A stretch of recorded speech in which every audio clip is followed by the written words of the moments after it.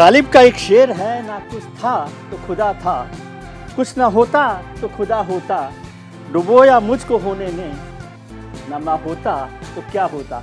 नमस्कार, मैं हूं विजय त्रिवेदी और आपने देखना शुरू कर दिया है हमारा खास शो सत्य की विजय, यानी सिर्फ सच। या ना किसी का एजेंडा है और ना ही हो हल्ला। 100% रिसर्च के आधार पर हम सिर्फ सच दिखाते हैं। आपके मनीष चाचा अगर जेल चले गए तो बस छुट्टी हो गई, अभी छुट्टी नहीं होने वाली है। मनीष, तुम संघर्ष करो, हम तुम्हारे साथ हैं, जेल के ताले टूटेंगे, मनीष संघर्ष छूटेंगे। पूरे विश्व में ऐसा कोई शिक्षा मंत्री नहीं होगा जो शराब के घोटाले में गिरफ्तार किया जा रहा है। कोई कायर सरकार ऐसी कार्रवाई कर सकती। सत्ताधारी पार्टी में सभी संत और महात्मा बैठे हैं क्या?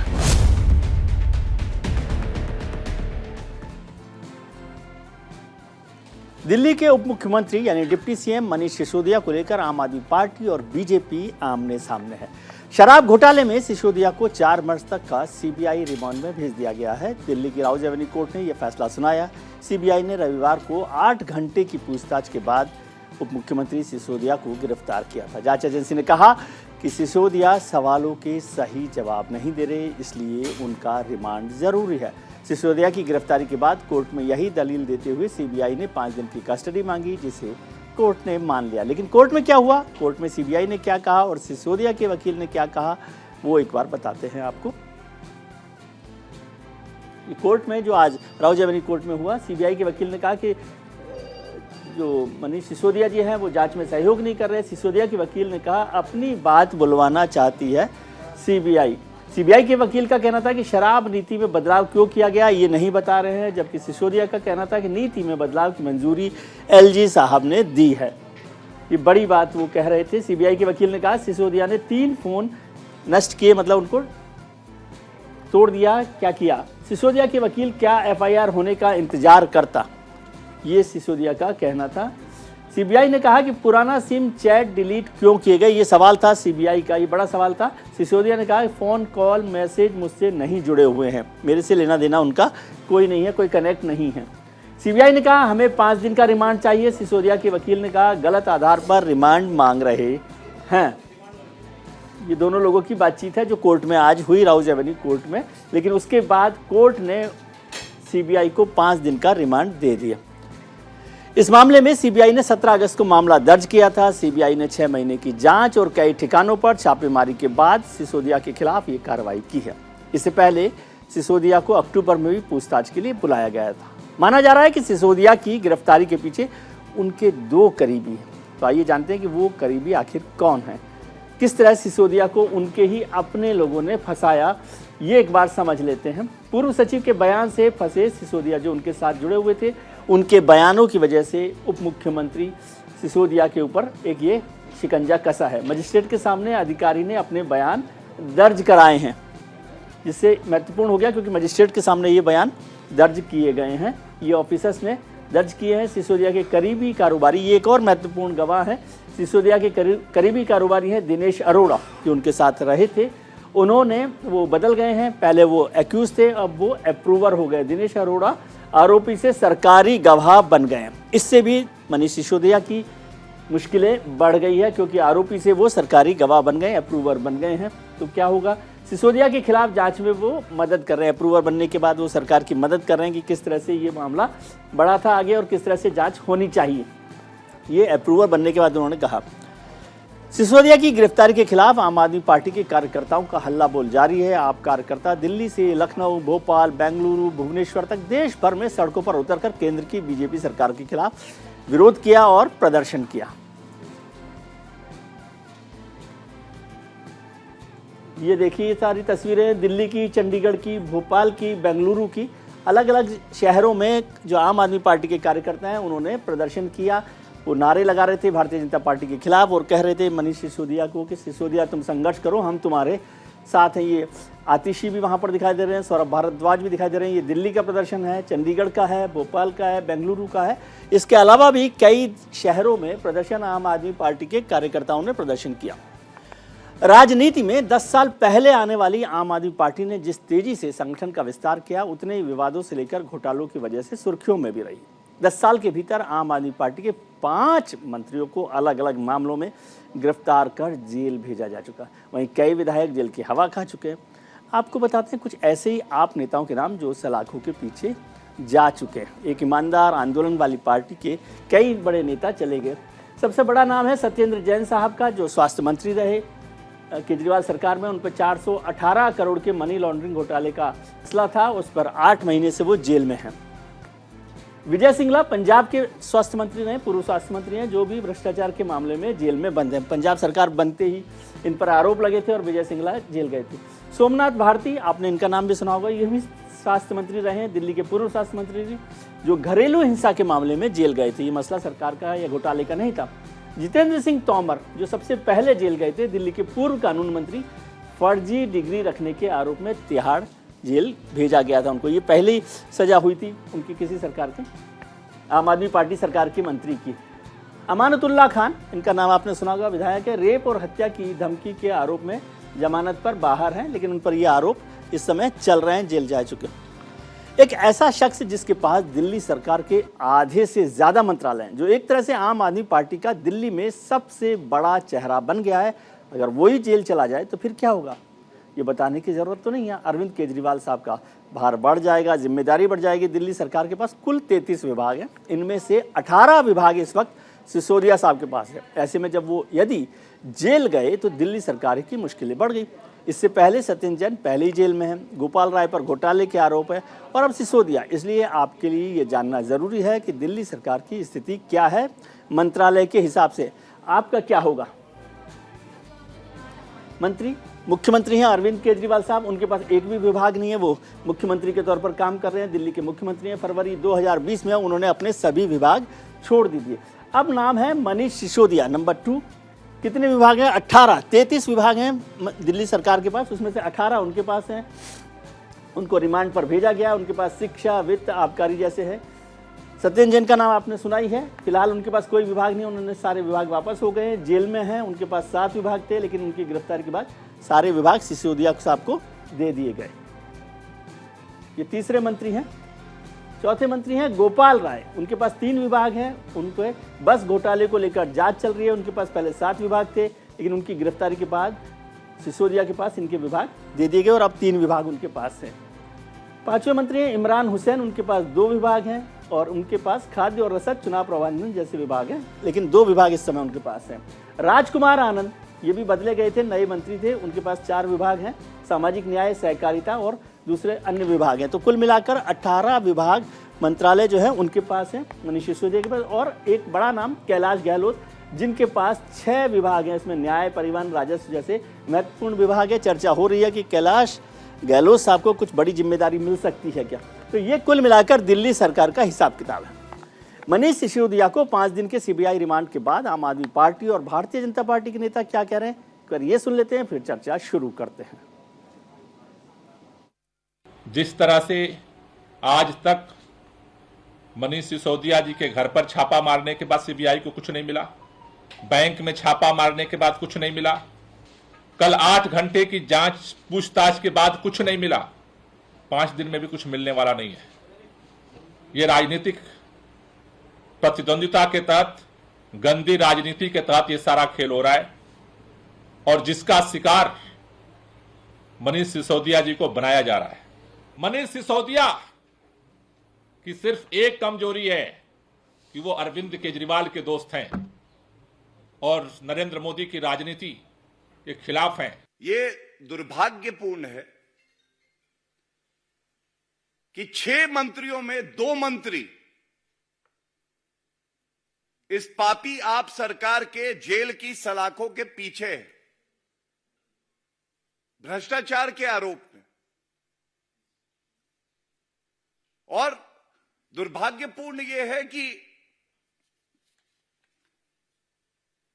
जो दूसरे स्पा मसाज पार्टी के मंत्री जेल की सलाखों के पीछे हैं, इनको बेल भी नहीं मिली है। अरविंद केजरीवाल जी, आपके कट्टर बेईमान उप मुख्यमंत्री की चुप्पी लाखों लाखों शब्दों से ज्यादा कह रही है।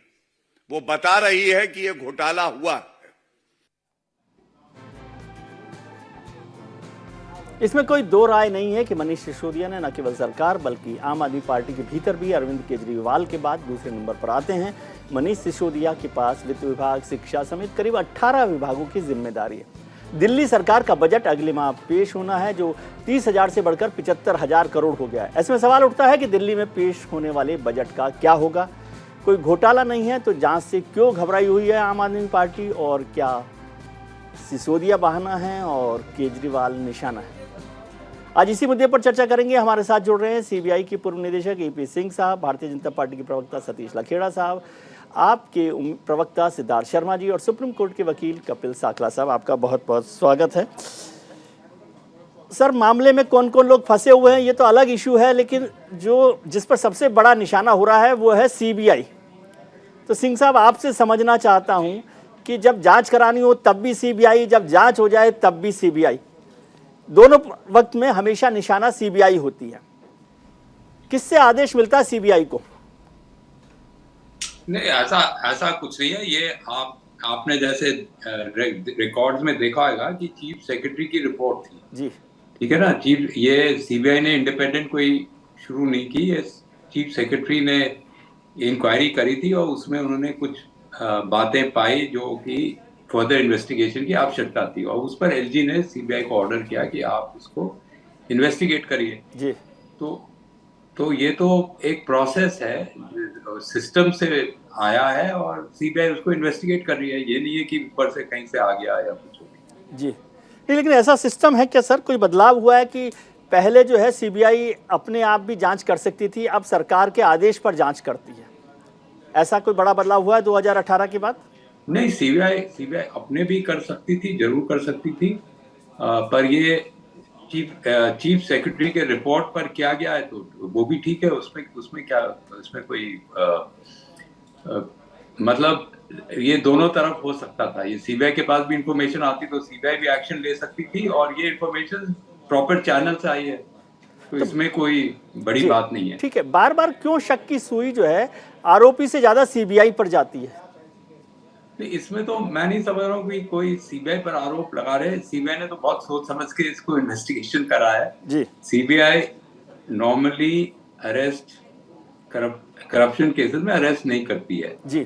तो ये 7 महीने या 6 महीने उन्होंने लिया है, उन्होंने एविडेंस कलेक्ट करा है। उनको अब लग रहा है कि ये जो डिप्टी चीफ मिनिस्टर साहब हैं, इनसे पूछताछ करना, गहराई में पूछताछ करना जरूरी है, जिसके लिए कस्टोडियल इंटेरोगेशन की आवश्यकता है, क्योंकि ये पूरी बातें बतला रहे नहीं है। और जब कस्टोडियल इंटेरोगेशन होता है तो आप सारे रिकॉर्ड्स लेके आदमी से पूछताछ करते हैं और थोड़ा प्रेशर डालते हैं उस पर। और दूसरी बात है कि आप उसको विटनेस से कन्फ्रंट करते हैं कि साहब आप बोल रहे हैं ये बात है, आपके विटनेस ये बात बोल रहे हैं। तो ये सब चीज आप सिर्फ कस्टोडियल इंटेरोगेशन में कर सकते हैं, नॉर्मल इंटेरोगेशन में नहीं होता है, क्योंकि आप 3-4 घंटे के लिए आए, आपने चाय पी और फिर आप वापस चले गए जी। पर प्रेशर आप पर बिल्ड होता है जब आप कस्टोडियल इंटेरोगेशन में रहते हैं। तो इसीलिए सीबीआई ने, मैं समझता हूँ, इनको अरेस्ट करा है अभी जी। सिद्धार्थ शर्मा साहब, जैसे शर्मा साहब कह रहे हैं, AP शर्मा साहब कह रहे हैं, सीबीआई के फॉर्मर डायरेक्टर रहे हैं, लंबा अनुभव है उनका,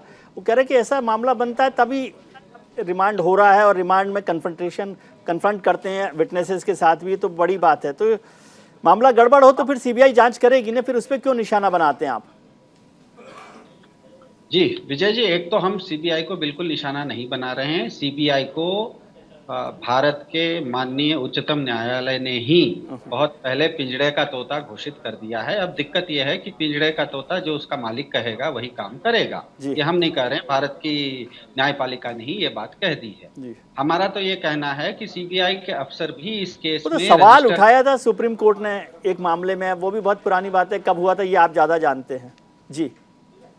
विजय जी, आपने मुझसे पहले जो बोल रहे थे उनको आपने टोका नहीं था। नहीं, मैं आपको जोड़ रहा हूँ आपकी बात को, आप कहिए पूरी बात अपनी जी। नहीं, जितना मिनट है उतना बता दीजिए, मैं उतने मिनट नहीं मिनट नहीं, लेकिन सवाल तो पूछ सकता हूँ ना सर, और मैं तो जोड़ रहा हूँ आपकी बात में, आप पूरा बोलिए आराम से। बिल्कुल, तो यहाँ पर मेरा ये मानना है विजय जी कि आपका जो चैनल है इसके दर्शक बहुत सयाने हैं जी। वो भी ये देख रहे, उनसे ये छुपा हुआ नहीं है कि इस तरह के कार्यक्रमों में केवल भाजपा के प्रवक्ता, कुछ टेलीविजन के विशेषज्ञ और चुने हुए अवकाश प्राप्त अफसर जो होते हैं वही किसी एक काल्पनिक अपराध के बारे में यहाँ पर बोल रहे हैं जी। क्यों नहीं एक भी वर्तमान जांच अधिकारी इस विषय में कुछ बोलता है? क्योंकि पुलिस और सीबीआई तो ऐसी है कि रोज एक पॉकेट मार को भी वो पकड़ती है तो प्रेस कॉन्फ्रेंस करके परेड करवा देती है। यहाँ पर दिक्कत ये है, सब देखिए, हमारे साथ एक छोटा सा आम आदमी पार्टी के साथ एक छोटा सा धोखा हो गया।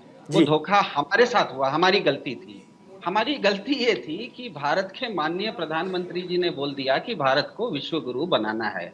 हमने समझा कि विश्व गुरु बनाने के लिए शिक्षा वगैरह ठीक करनी पड़ेगी। अब हमें ये नहीं मालूम था कि उनके जो माननीय प्रधानमंत्री हैं उन्हीं की बात को उन्हीं की पार्टी भाजपा विश्व गुरु बनाने के चक्कर में शिक्षकों को ही वो जेल के अंदर डालना शुरू करेगी। तो इस तरह से तो आप भारत को विश्व गुरु नहीं बना सकते। खैर, हमारे साथ धोखा हो गया। फिर भी हमारा ये मानना है कि हम अगर शिक्षा के क्षेत्र में अच्छा काम कर रहे हैं तो वो करेंगे। अब भाजपा के प्रवक्ता मेरे बाद ये कहेंगे कि ये विषय शिक्षा का विषय नहीं है, आबकारी का विषय है। तो आबकारी के विषय में मुझसे पहले गोपाल राय जी ने स्पष्ट बोल दिया कि अगर किसी एक तथाकथित 10,000 करोड़ का कोई काल्पनिक घोटाला हुआ है तो मुझे ये बताइए कि अगर वो घोटाला हुआ है तो वो पैसा है कहाँ पे? वो पैसा तो कहीं दिख नहीं रहा है। वो अगर काल्पनिक घोटाला मनीष सिसोदिया जी ने किया है तो उनका नाम एफआईआर और चार्जशीट में क्यों नहीं है? और अगर किसी नीति के अंतर्गत नीति करने में भ्रष्टाचार हुआ है और किसी एक को आप लाभ दे रहे हैं तो मुझे ये बताइए कि जिस दिन भारत में रातों रात नोटबंदी लगी थी उसके अगले दिन जो नई नोट प्रिंट करने वाली कंपनी थी उसको तो कुछ लाभ हुआ होगा। तो ये थोड़े कहा जा सकता है कि जो डिमोनेटाइजेशन लाया गया वो प्रिंटिंग प्रेस को मुनाफा देने के लिए लाया गया। तो एक नीति बनी थी और वो नीति को, सबसे बड़ी बात है कि इससे पहले वाले जो एलजी थे उन्होंने भी अप्रूवल दिया था। और तीसरी बात, भाजपा के प्रवक्ता ये बार बार कहेंगे और आपने भी इस कार्यक्रम में अभी कहा कि हमारे कुछ फहरिस्त आपने गिनाई, सत्येंद्र जैन जी का नाम लिया, सोमनाथ भारती जी का नाम लिया कि आम आदमी पार्टी के कितने लोग जेल में हैं। तो उसमें आपको ये भी गिना देना चाहिए था कि भारत के भूतपूर्व प्रधानमंत्री माननीय अटल बिहारी वाजपेयी जी भी 11 महीने के लिए इमरजेंसी के समय जेल में थे। भारत के भूतपूर्व माननीय उप प्रधानमंत्री लालकृष्ण आडवाणी जी भी 11 महीने इमरजेंसी में जेल में वो करप्शन में नहीं थे ना सर? तो सुनिए ना सर, शासन के भारत में सेक्शन 41 जो सीआरपीसी है वो स्पष्ट रूप से शासन को किसी को भी बिना कारण गिरफ्तार करने का अधिकार देती है। तो आपने किसी समय में इंदिरा गांधी ने वाजपेयी जी को अरेस्ट किया, आज आप मनीष सिसोदिया जी को कर रहे हैं। इतना ही फर्क है। आपके पास कोई घोटाले का कोई सबूत तो है नहीं। ठीक है सतीश जी, अब मेरे पास सवाल ही नहीं है, सिद्धार्थ जी ने सारे सवाल आपके लिए कर दिए।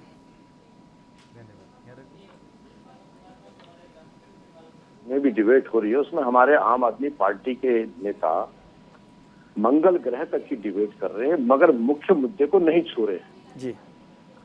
इसलिए कि सीबीआई ने उनसे 8 सवाल किए हैं जी कि क्या आपने फला अधिकारी को केजरीवाल के घर पे बुलाया, क्या आपने ग्रुप ऑफ मिनिस्टर की बैठक में 2% को 12% जो कमीशन करना है इस पे कोई बात की, क्या जो 6% कमीशन है वो घूम के क्या आपके पास आया, दिनेश अरोड़ा वगैरह से आपके क्या संबंध है?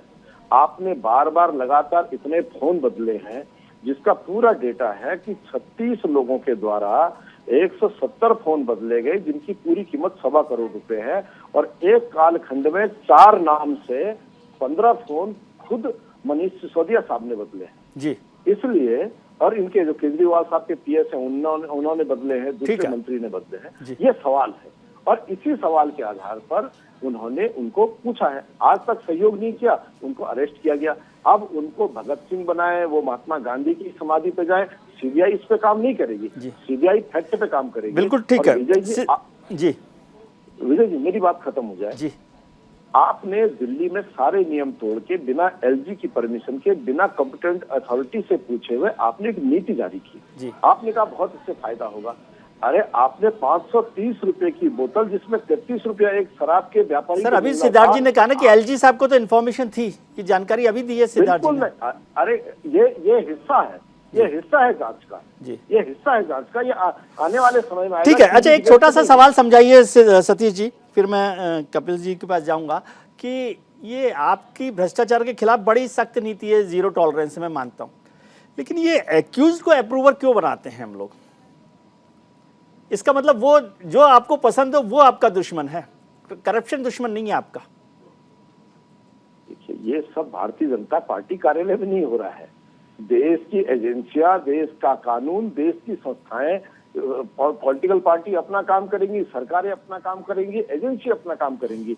अगर कोई अधिकारी सरकार के सिस्टम में सहयोग दे रहा है और वो व्यवस्था इनके सिस्टम में काम करने के लिए जिसका आधार बना के शीशे की तरह साफ, अब ये नहीं होता। आपने 144 करोड़ माफ किया है साहब, आपने व्यापारी घोटाले किए हैं, और जो एक सरकार को विजय जी 350 रुपए एक बोतल से सरकार को रेवेन्यू मिलता था वो 3 रुपए आ गया। ठीक है, इस पर बात करेंगे सिद्धार्थ जी से। ठीक है सतीश जी, आपकी बात समझ में आई।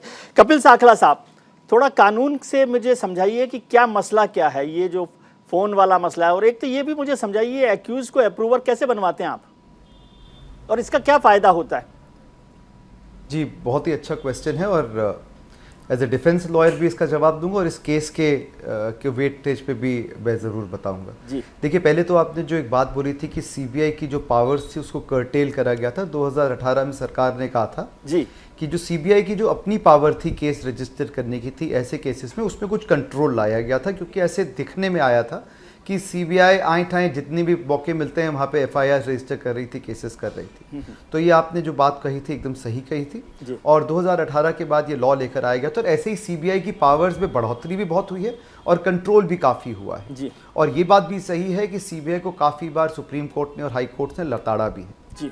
पर मैं एक बात बोलना चाहूँगा कि अगर किसी भी केस में इस तरह का केस होता है, चीटी का केस होता है, फर्जीवाड़े का केस होता है, किसी का पैसे लेने का केस होता है, और उसमें एफआईआर रजिस्टर हो जाती है और अक्यूज को बुलाया जाता है, और सही और गलत इस पे नहीं जाएंगे, ये बोला जाता है कि वो कोऑपरेट नहीं कर रहा इन्वेस्टिगेशन पे, उसे क्वेश्चंस पूछे जा रहे हैं, वो जवाब नहीं दे रहा। देखिए, लॉ तो ये कहता है कि आपका फंडामेंटल राइट है कि आप चुप रहें, आप अपने आप को इनकल्पेट ना करें, आपको अपने खिलाफ गवाह नहीं बनाया जा सकता, ये लॉ कहता है, ये आपका फंडामेंटल राइट है। परंतु ये भी सच है कि हर तीसरे केस में पुलिस या सीबीआई आके कहती है कि अक्यूज्ड कोऑपरेट नहीं कर रहा। और कोर्ट ऐसे मामलों में, बहुत सारे केसेस में बड़ी कॉमन बात होती है कि उसको फिर कस्टोडियल इंटेरोगेशन दे देती है, एंटीसिपेटरी बेल नहीं देती है, उसको बोलती है कि आप 2-3 दिन के रिमांड में जाइए, और सीबीआई या पुलिस को कहती है कि आप अपनी इन्वेस्टिगेशन कंप्लीट करिए। क्या मैं इसके सहमत हूं? पर्सनली मैं इसकी सहमति में नहीं हूं। ठीक है। परंतु मैं एक और क्वेश्चन कहूंगा कि जो चीज एक कॉमन आदमी के लिए हो सकती है वो किसी नेता के लिए क्यों नहीं? अनलेस एंड लॉ नहीं चेंज होता तो प्लेइंग लेवल फील्ड तो सेम है ना, कि जो एक गरीब आदमी या एक मिडिल क्लास आदमी या एक बिजनेसमैन के लिए लॉ है, वही एक नेता के लिए भी लॉ होना चाहिए।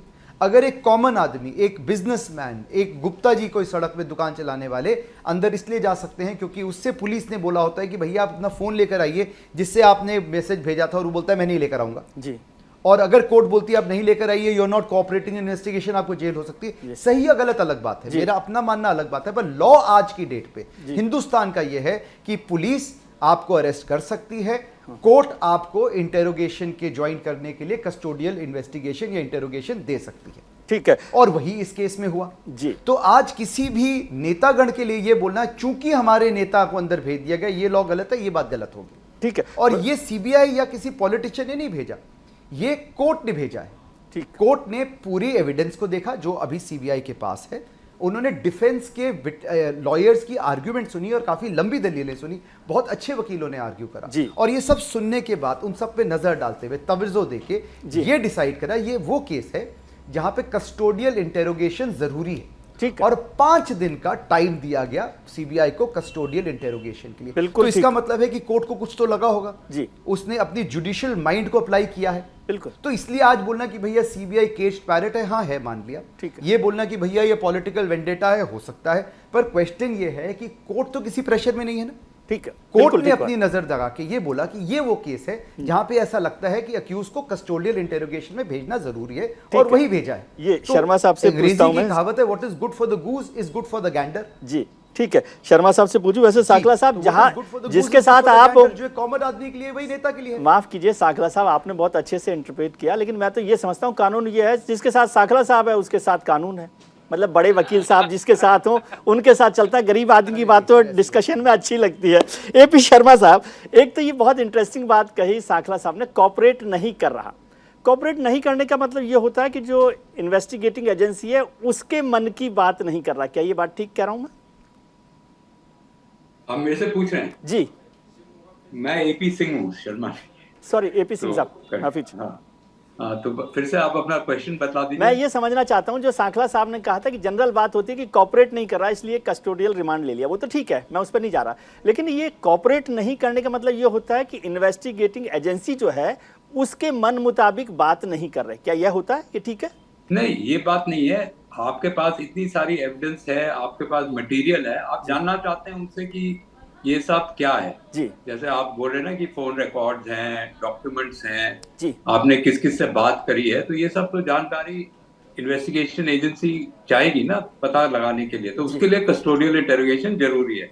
दूसरा, मैंने बोला कि आप विटनेसेस से कन्फ्रंट करते हैं। जी, जैसे आपने अभी बताया कि एक जो विटनेस हैं जो अब अप्रूवर बन गए हैं, जी, तो वो अप्रूवर के सामने अप्रूवर ने बोला आएगा कि साहब सिसोदिया साहब इसमें इन्वॉल्व हैं, तो वो कन्फ्रंटेशन बहुत जरूरी है कि जो ये सिसोदिया साहब और उसके बीच में कि पता लगाने के लिए कि सही बात कौन बोल रहा है। तो ये सब बातें आएंगी कस्टोडियल इंटरोगेशन में। जी। और जो आप बोल रहे थे अप्रूवर की बात कि कैसे अप्रूवर बनता है, तो अप्रूवर कोई सीबीआई अपने से नहीं बनाती है, कोर्ट का ऑर्डर होता है, तभी कोर्ट उसको पूरा एग्जामिन करती है कि साहब ये आदमी अप्रूवर बनना चाहता है, उसको स्टेटमेंट देना पड़ता है कि मैं भी इस घोटाले का पार्ट था। वो विटनेस नहीं है। जो अप्रूवर बनता है, he has to admit that he is part of the conspiracy and he is part of the gang, तभी वो अप्रूवर बन सकता है। तो वो पहले बोलेगा अपनी कन्फेशनल स्टेटमेंट में कि मैंने इस घोटाले में पार्ट लिया है और ये लोग थे, हम लोग सबने साथ करके ये घोटाला करा है, और तभी कोर्ट उसको अप्रूवर बनाएगी। तो फिर उसको पनिश किया जाता है क्या? उसको नहीं, फिर बाद में चार्जशीट में उसको छोड़ दिया। तो मतलब हम तय कर लेते हैं कि भाई ये बड़ा दुश्मन है, इसको निशाना बनाना चाहिए, अप्रूवर ठीक है, इसको माफ कर दिया जाए। नहीं, बट अप्रूवर को बोलना पड़ता है कि मैं भी वो बोल रहा है, वो तो ठीक है, लेकिन उससे क्या नुकसान हुआ है अप्रूवर का?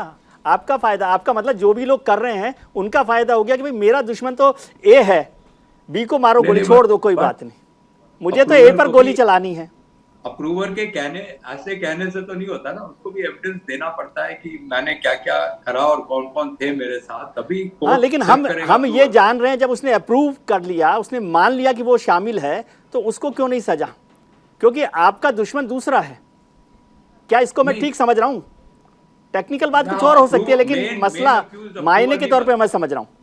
आप सही बात बोल रहे हैं। मेन अक्यूज अप्रूवर नहीं बनता है जी, जो मेन अक्यूज है वो अप्रूवर नहीं बनता है, बाकी बनते हैं। अब मेन अक्यूज को फिक्स करने के लिए। जी सर, एक सवाल और, क्योंकि आपको निकलना है, एक सवाल और समझना चाहता हूँ। ये जितनी बात हुई, बहस हुई, क्या ऐसा है क्या कि सीबीआई या ईडी या जो भी इन्वेस्टिगेटिव एजेंसी है, उनके कंधे बड़े मजबूत होते हैं और उस पर बंदूक रख के जिसकी मर्जी हो उस पर चला दे गोली? नहीं, ऐसा इस केस में आप क्लियरली देख रहे हैं कि ये चीफ सेक्रेटरी के रिपोर्ट पर केस दर्ज हुआ है। जी, लेकिन ऐसा होता है अक्सर?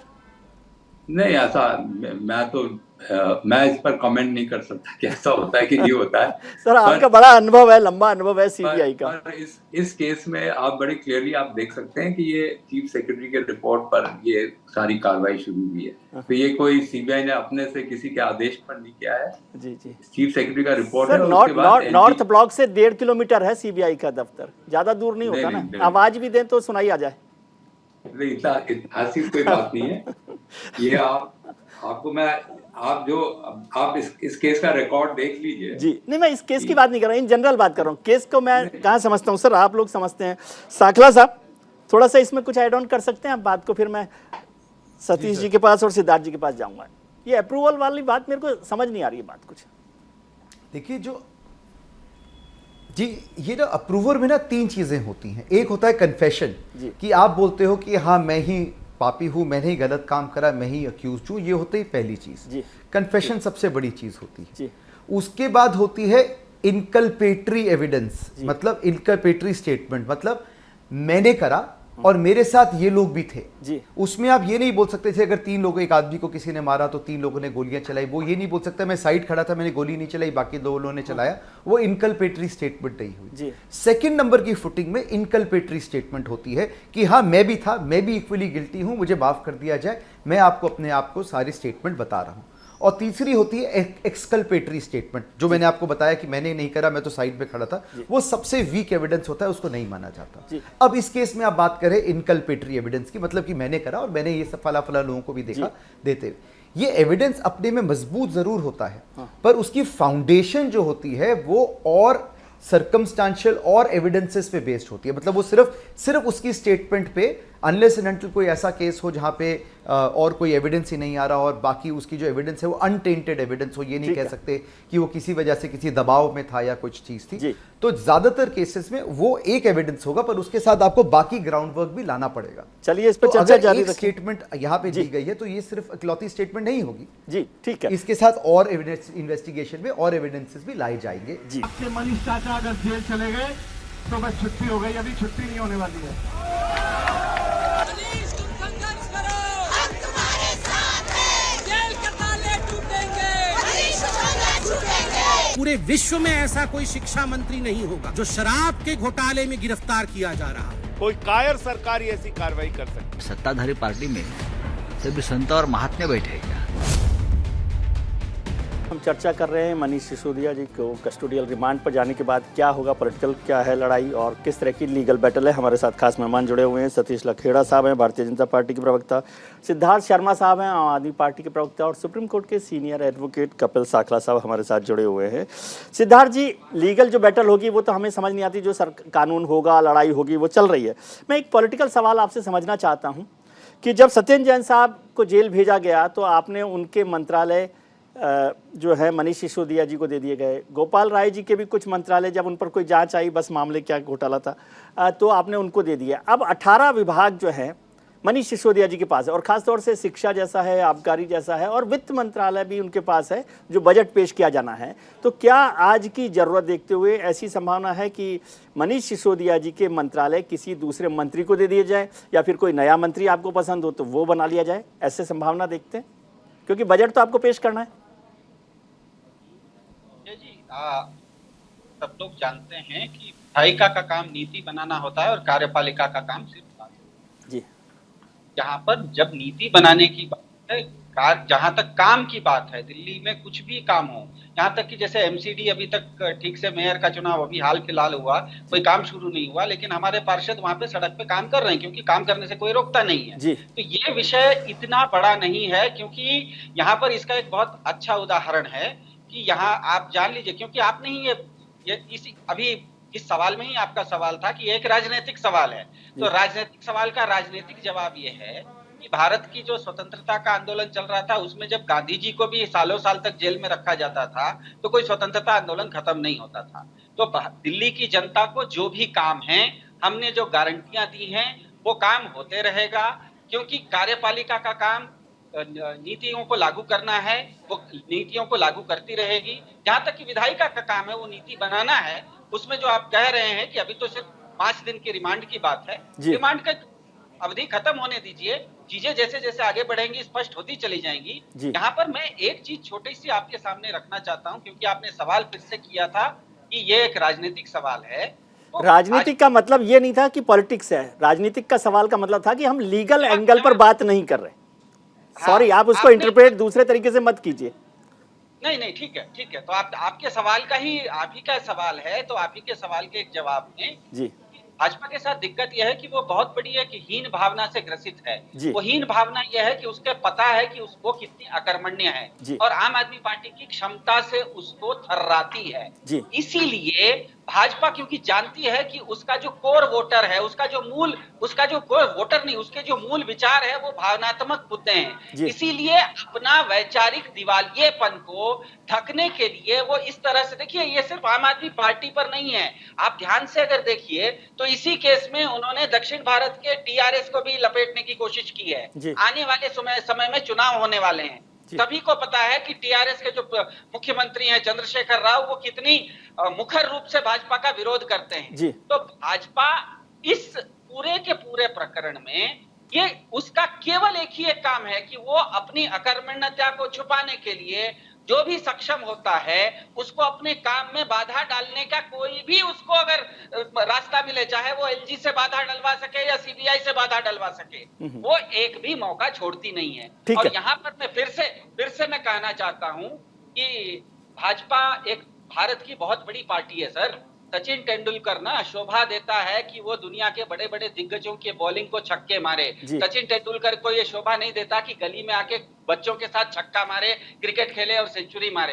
अपने आप को अगर भारत की सबसे बड़ी पार्टी बोल रहे हैं भाजपा, तो आम आदमी पार्टी जैसे छोटी पार्टी को अपना शिक्षा स्वास्थ्य में काम करने दीजिए। बड़ा बड़ा गजराज भी जो होता है ना, वो जंगल में जाके मधुमक्खी के छत्ते में फूंक नहीं मारता है। ठीक है, समझदार होता है। ठीक है, सतीश जी से पूछूंगा, लेकिन एक छोटा सा सवाल और समझना चाहता हूं आपसे सिद्धार्थ जी, कि जो बात हुई कि आपने उसको जवाब को टाल दिया कि भाई मंत्रालय, लेकिन आपने कहा कि ठीक है जब आगे होगा तो देखा जाएगा मंत्रालय किसको दिए जाते हैं।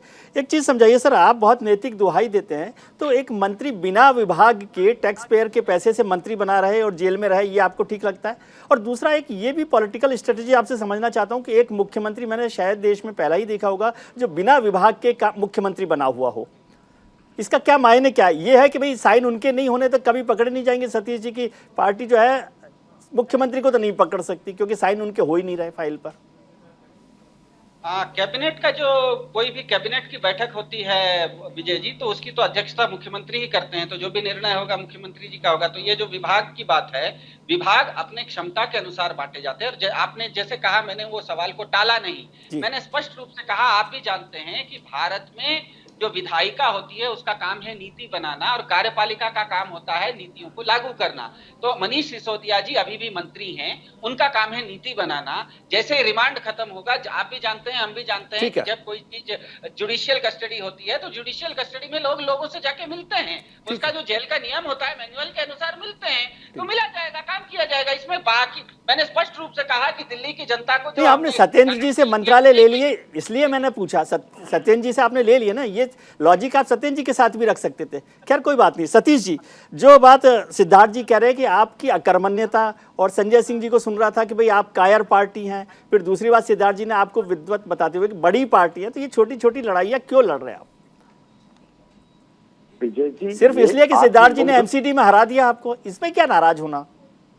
ये आत्ममुग्ध पार्टी है। बड़े बड़े अलंकार विश्लेषण अपने लिए खुद तय करते हैं कि देश के सबसे अच्छे शिक्षा मंत्री, भारत रत्न इन्हें मिलना चाहिए, कभी आधुनिक भगत सिंह, ये अपने को स्वविभूषित करते रहते हैं।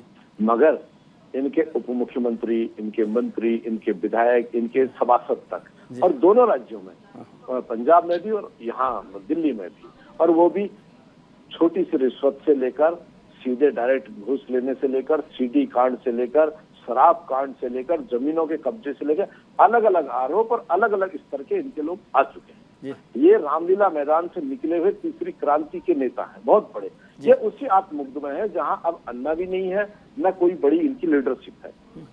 विजय जी, पहला जो सीबीआई का सवाल है कि आपने अपने सी अरविंद जो अधिकारी हैं उनको केजरीवाल के घर पे बुलाया था या नहीं, जिसका उन्होंने कई बार। सर सतीश जी, मैंने सिद्धार्थ जी को भी कहा वो लीगल लड़ाई सीबीआई को और कोर्ट को लड़ने दो, हम तो पॉलिटिकल बात कर रहे हैं।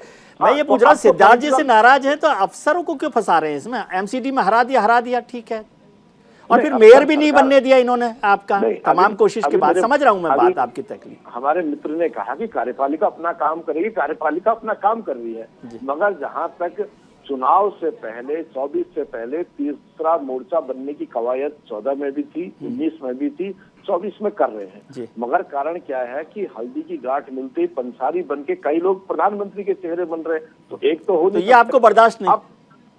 नहीं, अब ये खम्मम और रायपुर दो जगह भी अधिवेशन हुए, तो रायपुर वाले अलग हैं, ये खम्मम वाले हैं। तो खम्बम में जितने केसीआर गुट हैं वो लोग इनके लिए आज संवेदना जता रहे हैं, मगर रायपुर वालों का ट्वीट नहीं आया है।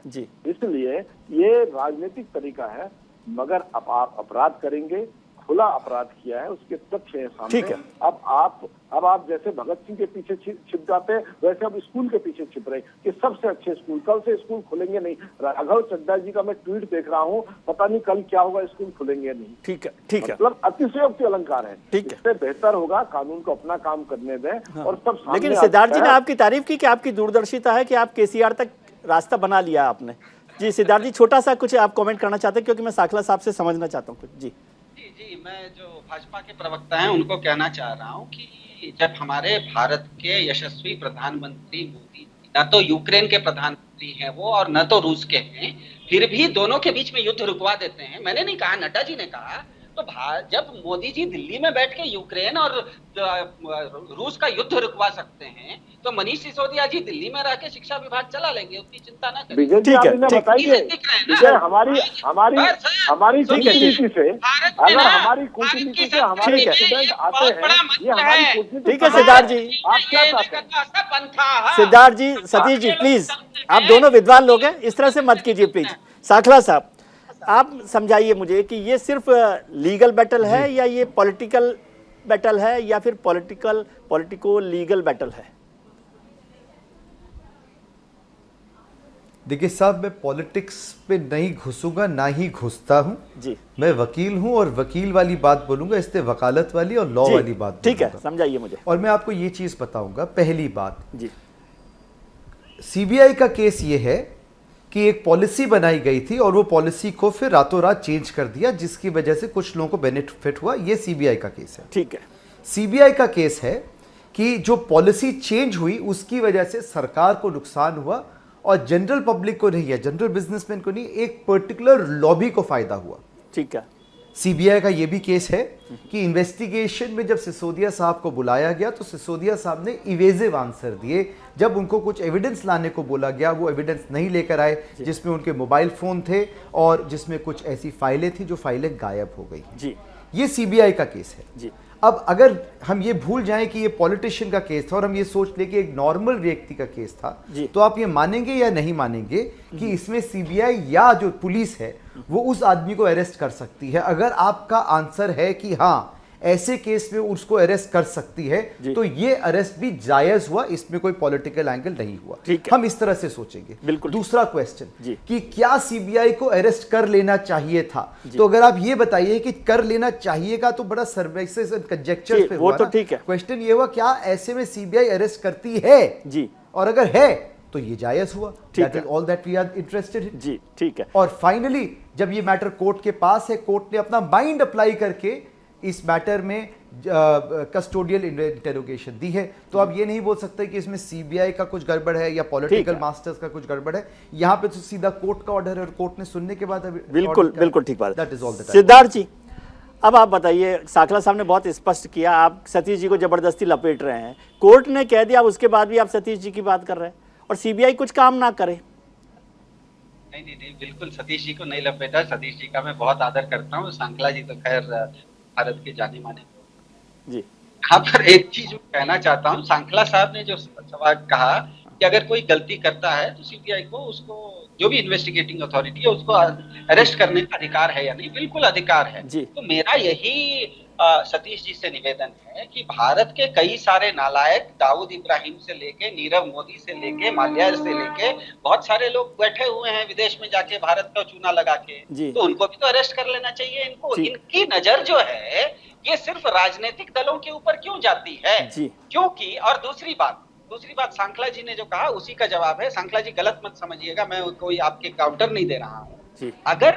अगर किसी पॉलिसी में किसी को फायदा पहुंचाने के लिए काम किया गया है, तो मुझे ये बताइए कि जब रफाल डील हुआ था, रफाल हवाई जहाज भारत में आ रहे थे, तो एचएएल के बदले उसका ठेका अंबानी को चला गया। सर ये मत बोलिए कि राम ने चोरी करी उसको अरेस्ट नहीं कर सकते क्योंकि शाम ने चोरी करी। अभी कर रहा हूँ, वही बात है। ठीक है, सुप्रीम कोर्ट ही कह रहा है, मैं नहीं कह रहा हूँ। मेरा ही ये कहना है कि अगर रफाल बनाने का काम एचएएल के बदले अंबानी को चला गया, तो इसको जिन लोगों ने भी कहा कि इसमें घोटाला हुआ है, सुप्रीम कोर्ट ने तो उसको फेंक दिया था। सुप्रीम कोर्ट ने कहा कि नीति, देखिए कोई भी नीति में जब परिवर्तन, फिर तो हर चोर बोलेगा पहले सिद्धार्थ जी बिल्कुल साखला साहब जो कह रहे हैं उसको मैं एक्सपीरियंस, वैसे एक छोटी सी बात बता रहा हूं कि मैंने मान लीजिए रेड लाइट क्रॉस कर ली, अब पुलिस वाले ने मुझे रोक लिया, अब मैं उसको बहुत समझाता हूँ, भाई साहब इतने सारे लोगों के तो रोज क्रॉस कर रहे हैं, आप उनको नहीं पकड़ रहे, तो वो मुझे छोड़ देगा? वो तो मुझे नहीं छोड़ता कि तुम तो आओ, तुम पकड़ में आ गए। तो जितने आधारण आप बता रहे हैं वो सही भी मान लें, सही है, मैं कहता हूँ मान ले पर आप नाराज होंगे, तो इस आधार पर तो आप नहीं छोड़ सकते ना मनीष जी को। नहीं, बिल्कुल हम नहीं छोड़ सकते, इसीलिए मेरा पूछना है, इसीलिए मेरा कहना है कि अगर इसमें मनीष जी दोषी हैं तो एलजी साहब जो बैजल साहब है वो कैसे दोषी नहीं है? कोर्ट देख लेगा ना, ये बीजेपी थोड़ी देखेगी। बार बार कह रही है, भाजपा ही ये बार बार कह रही है। अब ये मसला कोर्ट में है, कोर्ट देख लेगा बिना एलजी को पूछे हुए। तो ये अगर कोई तथाकथित गलत नीति बनी है तो इसमें तो एलजी भी शामिल है। ठीक है सतीश जी, बहुत कम वक्त है, लेकिन ये सिद्धार्थ जी की बात में थोड़ा सा दम है कि ये जो जीपीएस है आपकी इन्वेस्टिगेटिंग एजेंसी में, इसमें पार्टी के लोगों का नाम कहीं नहीं आता क्या? या जो आपके मित्र हैं, ये जीपीएस सिर्फ अपोजिशन पार्टी की तरफ ही जाती है गाड़ी उनकी, सीबीआई और ईडी की? जीपीएस ठीक करवाइए थोड़ा। देखिए विपक्ष में तो देश के नामी वकील हैं, बड़े बड़े लोग हैं और देश का न्यायालय सबके लिए है। अगर इनके पास कोई मामला है, कोई विषय है, माननीय न्यायालय पास जा सकते हैं। और यहाँ तक कि आज के मामले में भी इनके लिए दरवाजे खुले हुए हैं। मामला कोर्ट के पास है। देश के सिस्टम पे, कानून पे भरोसा करें।